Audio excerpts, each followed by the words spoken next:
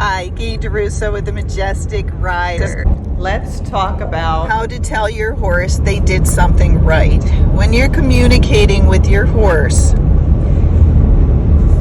and you're teaching them something or you're trying to get them to do something, they have to know what is the right answer and what is the wrong answer. Now you can teach this in different ways, but the way that works for me is when the horse doesn't do it correctly, I do it over and over again. When the horse does it correctly, I stop and give him some rest, or I might give him a little treat, and then I make a big fuss over him, like, you did the right thing, you're such a good boy or girl, and really make a big fuss so they understand that they've done something right. Okay? Now some people, when the horse does something wrong, will really kind of beat them up and get after them, but sometimes that brings that emotional level of the horse up, and then they can't focus to get the right thing done. They just start throwing things out there because they're so scared and don't know what to do.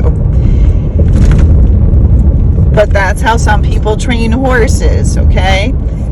I like to train them where I teach them things, I repeat it over and over, and when they do it right, that's when I stop and reward them. And I do that over and over again. I reward the littlest try. So say I'm trying to do a turn on the forehand and I'm trying to push the horse's hindquarters over and he won't move over.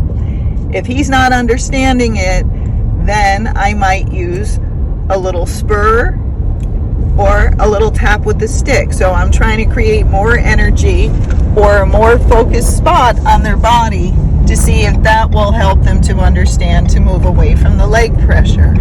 As soon as they even shift their weight the other way, if they weren't understanding it at all, I stop and make a big fuss, because that's the first part I need them to do in order to move their hindquarter, is to shift their weight. So you really want to focus on what is your horse doing. Is it trying? If it's trying to do the right thing, but it's not sure of the answer, you really do have to reward the littlest try. And so just shifting the weight, you stop, reward them, make a big fuss, give a little treat, give a little scratch, give them a couple of minutes, try it again. Okay?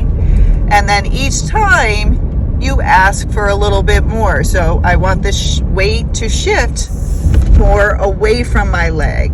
So I won't reward it until he shifts his weight a little bit more, and then I'll stop and reward him again. Then the next time I want him to shift his weight a little bit more and pick his foot up off the ground.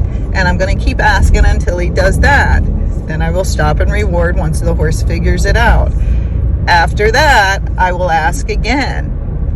And I'll ask him to shift his weight, pick his foot up, and then I want him to move his foot over. And then I'll reward for that. So you're rewarding these little steps, but each time you're trying to ask for a little bit more. Remember, you have to have some progression so you get the point across to the horse. But again, each horse is a little bit different, so some you need to go slower with and some you can go a little faster with. But the horse must understand that it's doing the right thing in order to do it correctly. So you have to get that point across. Now, as the horse gets better and understands what training is, it'll understand that when you release or take the pressure off, that that's the right answer. But in the beginning, many of them don't understand that when you take the pressure off, that that's the right answer, because when they've been learning from other people and they did the right thing, the people just kept going. They took a little pressure off and kept going, and the horse was never clear, was that the right thing or the wrong thing? So you want to teach them how to learn, and you want to teach them how to do that by giving a big release in the beginning, by giving a big rest, a big reward, making a big fuss over them so they really understand, and then in time they will understand your techniques and be able to learn quicker and understand things quicker. But if you don't set up that basic learning philosophy with them, or building blocks, they really won't understand when they're right or wrong. So when you're gating, again, when they get one step that's pretty decent, it doesn't have to be great. It can be going from a pace and then you got a step pace. That's good enough. You stop, reward them, do it over and over again. Once you get them step pacing, and they're doing that consistently instead of hard pacing, then you can ask for more. Okay, then you can do some lateral movements, and when they get one step that's a little bit smoother, you stop and reward. That means you got their legs separated more, and you want to reward the horse for doing that, because he has no idea what it feels like on his back, so he doesn't know you want it smoother. He just knows he's trying something and you're not happy with it. Okay? But when he does the right thing, he goes, oh, when I did that with my leg, she liked that, and I got a rest. I think I'll do that more. And then they do it more and more, and you reward, but each time you start asking for more and more steps until you finally get the horse gaiting well.